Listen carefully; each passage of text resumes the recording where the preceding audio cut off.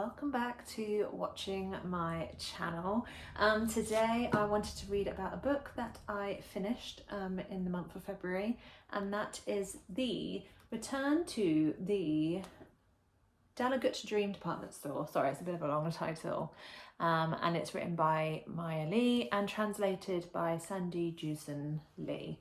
This is a Korean translated book, and yeah, I want to give you my thoughts on it today.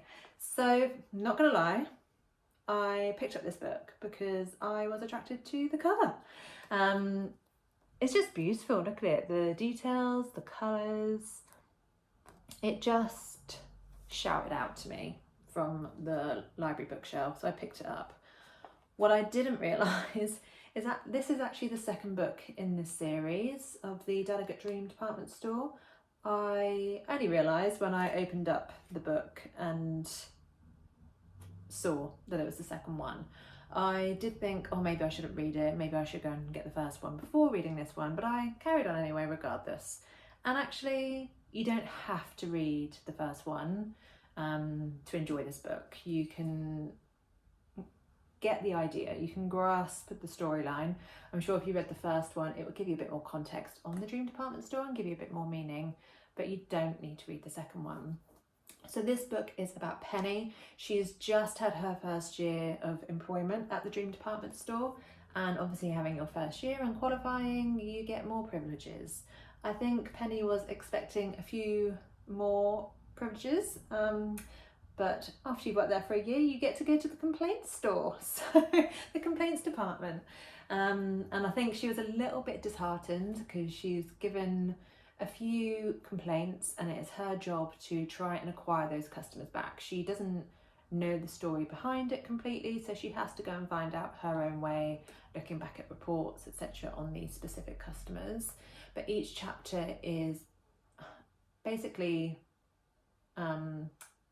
about each customer that has been lost.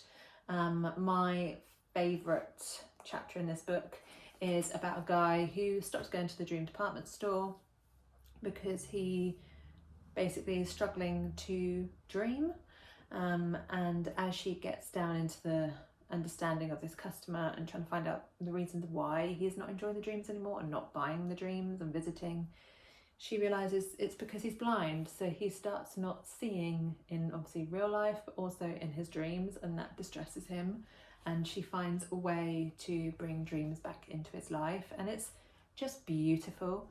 I find with Korean books, they have meaning to them. There's some sort of like subconscious meaning, and it's just very heartwarming. If you've not read a Korean translated book, I've read a few, and the ones that I've read, the words that I can describe them in is cozy. They're really comforting, cozy reads. There's nothing too traumatic, there's nothing too dark. It's just a nice, cozy, comfortable read, and you can just pick it up and, you know, put it down, and you know nothing dramatic is going to happen, which I think is sometimes quite nice. There's no stress, and I think that's what's great about this book. I would highly recommend reading this if you're into Korean like translated books and you've read like Before the Coffee Gets Cold. I think this is another great book for you to read. So yeah, that's my thoughts on this book. I highly recommend. I'd love to know if you've read this book, what your thoughts are on it, or if you're going to go read this book following my views.